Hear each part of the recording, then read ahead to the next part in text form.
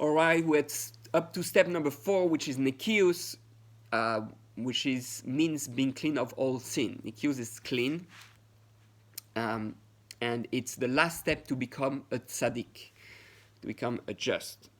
All right, so what's the definition of the Ramchal for Nekius? It's someone who is innocent of all sins, blamelessness, guiltless. It's a level of a person who has a clean and pure mind, who is free of lust, which means he's not biased. He weighs matters truthfully. He knows exactly why he does things. He's very careful what he does. He's not going to find leniencies for himself. No self-deception. And he deals with the most minute sins, putting fences. So it's someone who is very, very clear what's my struggle, and he's clear why he didn't do things or why he did things, completely transparent, so to speak. And he's able to put fences, some fences, for himself, because he knows he's going to fall into the trap or otherwise, because he knows himself very well. Like someone who knows himself very well, and therefore, and he doesn't sin anymore. Okay, so what are the 4 most common sins? What are the 4 most common sins? So it's 4 most common sins, and the order is: number 1, the most common sin is Lashon Hara. Lashon Hara, we speak all the time. The Vilna Gaon says that all the problems in the world come from Lashon Hara. Obviously, if our speech was always positive, we will not have enemies. So the evil starts like that, and we get feelings about the person, and therefore we start creating negative thoughts and energy. So number 1, that's the most common thing. So if you want to be clean, one of the things you have to be the most careful about, that you know that's going to happen the most, is be clean in your speech and being positive in speech. So you have to study Lashon Hara.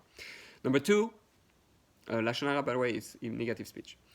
The language of evil. Anything that's going to bring something not constructive. Number 2 is theft. Theft is the second most common sin. It's so easy to steal. It's not just stealing money, it's stealing time, it's stealing sleep, it's stealing less than a pruta. So little things. We know that the generation of the flood was destroyed because of theft. Also sexual immorality, but mostly theft. It started at least with theft. And number three is sexual immorality, which I say that's the third most common, because it's very easy to do in private, and there's a strong desire for that. So that's number 3. And number 4, something that is almost unexpected: food. Food is the most common sin, because there's strong desire for that. So there's so many details also in the food. Okay, so now he takes those 4 and he's not saying what's the most common now, but what are the most desired by the person. So interestingly, he says, you know what's the strongest desire is theft. Because unless you're truly happy with yourself, you want to take things for yourself. When you acquire things, you want to get something, you think you're happy, you think you're not happy, you have what the other has. There's this very strong desire, Yetzer Hara, for theft. Because we think if I have that, I'm happy. So out of happiness, we steal. There's also a thrill to steal. Okay, that's number 1. Number 2, sexual immorality, second strongest desire after theft. The reason the second, not first, is because the sexual desire goes up and down. It's not constant. Theft can be really constant, literally. That's number 2. Number 3 is food. Right? Food is the third, and speech is number 4. So the order of the desire for those 4. So the level of Nekius deals with all the details of the 365 losses. So now we kind of go back to the negative commandments. We're focusing on negative commandments, not the positive commandments. It's being clean of any negative commandment. So, it corresponds to a zirut, that is the awareness of what we do wrong, and what's good and bad. But here it goes into details. So, it goes like that. It speaks about the fourth. So, if you want to study more in depth, and that's the goal, you study in depth all those 4 areas, you should study the Yesharim itself, because he goes into details on different levels of desires and the different facets, the different branches that sometimes we don't realize. So number 1 is, so go through those 4 in the order that they are most desired. So the theft, he gives the example: business competition, stealing time, sales tricks, and interest. That's number 1. Number 2, sexual immorality involves touching, embracing, gazing, thoughts. A lot of it is internal, so easy to fall prone to it. Number 3 is food. Food, forbidden food or mixtures, bishul akum, meaning the cooking without supervision from a non-Jew, because we're supposed to, be careful that everything is kosher. Number 3 is wine, alcohol, and number 4 is fear of monetary loss. Oh, yes, fear of monetary loss, because if you might use food in order to pay less for the food, and even though it's not kosher, the fear from loss of money might make you fall prone to the food desire by eating what's cheaper or whatever. Look at the Ramcha for more details. Number 4 is speech. Speech has a lot of branches, 10 branches he puts: verbal oppression, misleading advices, lashon hara, which is language of evil. That is true, but negative.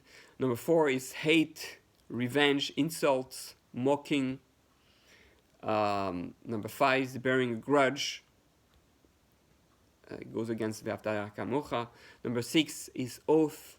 Number 7, lying. Number 8, truth, white lies. Number 9, chilul Hashem, which is desecrating God's name by saying something like anti-Torah, anti-God. And number 10, Shabbat, Yom Tov, Shvus.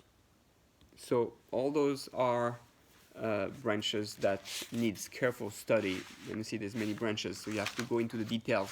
So the more you understand the details, the less you'll have the Yetzer Hara trick you to fall into those desires. Okay, so you have Nikius in Midos. So there are different levels of cleansing yourself. Here it speaks about cleaning yourself now. Before, it was Nikius into the negative commandments. What are the most strongest desire with those sins? But here he goes more specifically into character traits. What are the character traits that the most where we're the most vulnerable and where we're most chance to be trapped in? And he says, and he basically almost everything focus on honor, all 5, because your ego is the strongest character trait in you. So what are the 5 branches of that? Pride and arrogance, the 6 types of prides and 3 types of false humility. Again, for all those branches, check the Messilas Yesharim. Then there's anger. There are 4 levels of anger. Number 3, there's jealousy and envy. There's 2 different types. Then there's lust, tava, which is, there are 2 main types of that, for wealth and honor mostly. And honor, kavod. So within those you have kina, taiva, and kavod, which are the 3 biggest sin for which we sin, and the most destructive. So we have to be very, very careful with that, and study those branches, those character traits in detail, and clean them, and being aware of how much arrogance I have, how much pride, how much anger I have, how much lust, and how much honor I'm looking for. We have to reach the level where if someone, the Gemara says, someone gives you a compliment or an insult, you emotionally feel the same about both. You're not affected by either or, because at the end it doesn't matter. You're here to serve God. So if someone insults you, actually say, and if you're at the level of a tzaddik, he loves you more if you criticize him, not insult you, but you criticize him, because he can grow. And David HaMelech, we know, was on a level where he was insulted, and he learned the lesson from those insults as a sign from God. So he could look into himself and work on himself based on the insult, because there might be some truth to it. If I get angry, then that means my arrogance, my pride has to taken over me, and I'm arrogant, basically. So the hardest area to work on for these desires is the machshava, not the action. So he says that really all this has to do with the way we think, with the way we look at ourselves, perception about ourselves. And if you love yourself, you're happy with yourself, and you don't need to be better than anybody else, then, right, this is just the way you think. If you know that God loves you more than anybody else in the world, because you're unique, and he loves each one of us more than anybody else in the world, because no one is the same, therefore you don't have competition in the first place. There's nobody to compete with. The only one you need to compete against is yourself, or Yetzirah. Okay, so he says how to acquire Nikius, how to acquire that level of being careful of my be clean in my character traits and in my actions and my desires. He says, one, by constantly learning halacha. The more you know what it is you have to do, the less you have to compete, the more clear, okay, that's what I have to do, I'm doing it, that's it. Number two is Musar. Musar is the Messilas Yesharim, learning books about great people and how they control themselves, what it means to be holy. Chovos HaLevavos, Ochos Tzadikim, all those are books, Ochos Chaim, books that will help you understand what it is to be clean, to be good, to be not to desire, not to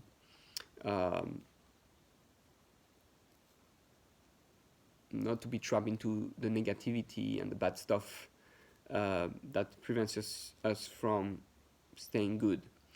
Okay, next step is, not next step, but there are 4 things to prevent us from acquiring cleanliness. So what are the 4 things? Worldly preoccupation and care. The more you're involved with this world, and the more you're involved with this world, the less you focus on what's really important, which is your character traits and being clean and not doing evil. So you have to make sure that your main preoccupation, what I'm busy with all day, you know what I'm busy with? I'm busy, am I good? Am I having the wrong desire? Am I thinking right? Am I bringing good into the world? So you have that those are what should be your main focus of the day. Those are your thoughts. Not how much money you're going to make, but how I'm going to make money in a clean way, in an honest way. Not how much, how many women I'm going to have, how much sexual pleasure I'm going to have, but how I'm going to have love be able to love one woman and be faithful and be really loving and give what I need to give. How am I going to stay, be in the position I am and stay humble at my work? And so for example, so that's what should be my focus during my day, is this. Then number 2 is laughing, joking, mocking attitude. That makes you lose any type of fear, repentance. You won't accept musar. If you always laugh at everything and everything is a joke, everything is, yeah, just a joke. You're not going to be able to grow. You won't take things seriously. Certainly not your character traits and how and the scene you make. Who cares? You do that. Who cares? It's fine. Oh, you know how I did that to him. It's people like that who have very hard time repenting. You have to feel bad for hurting other people or hurting yourself or hurting the world. Number three, yeah, I mean, you have to be serious. Sometimes you have to be serious, yeah. Number three, bad friends. We become like sinners by trying to fit in. If you have bad friends, you're going to be influenced and you're going to be like them. You want to fit in and you're going to be pushed not to, stay focused on what's the good because you're with the bad. The bad will take over. So try to have good friends, people you want to emulate, people you feel I can learn from, people you feel. And so it's better to have a few friends, even if it's 1, 2, 3, but people good, that you feel good when speaking to them, they inspire you, rather than, hundreds of friends that are just jokers and not positive and not bringing any, negative things in your life. Number 4 is the lack of thorough knowledge of the laws and ethical teachings. So you know what it means to be ethical. It means you need to know what the law is. So if you're not studying halakha, if you're not studying Shulchan Aruch, and not studying what it is that I'm supposed to do in the laws, the mitzvot, the details of the laws, and Pirkei Avot, how to act good, then you're not going to know if you do something good or bad. You got to know the laws. And there's laws for everything. There's not one thing in one action in this world that the Torah doesn't teach you how to do it in a moral and ethical and good way, not negative way, because that's what the Torah is. It's not a religion. It's a way of life that is only positive and good. The path of the just. It's a path. And finally, we shall finish with what are the solutions for it. So, what's the solution to fight those things that prevent us from acquiring it? You have to minimize work and learn more. The primary focus really should be to learn. Oh, I happen to have to work too, but I'm here really to learn and grow. My work is where I experience if I have grown. Am I applying what I've learned? But try to work less and learn more. Number 2 is design a time for Torah and Cheshbon. The only key to be able to do that is you spend time thinking of yourself, of what you have done during the day, Cheshbon and Nefesh. You go through your day, you go through the relationship you have, and you try to feel where is it not working well, who is distant with me, who feels hurt, what did I do wrong. But he's saying the time, right? If you have a time for Torah and time for Cheshbon Nefesh, it's something very hard to do, but if you have specific time for it, it takes a certain level of holiness that doesn't have you doing randomly.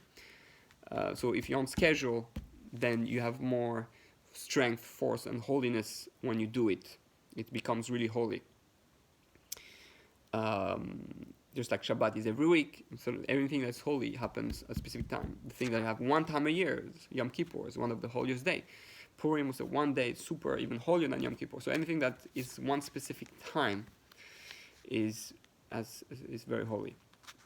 So if we can have a specific time for Torah, even if you have more time, but those 5 minutes, always do it. Though this time to think about me, myself, and how am I doing in life, then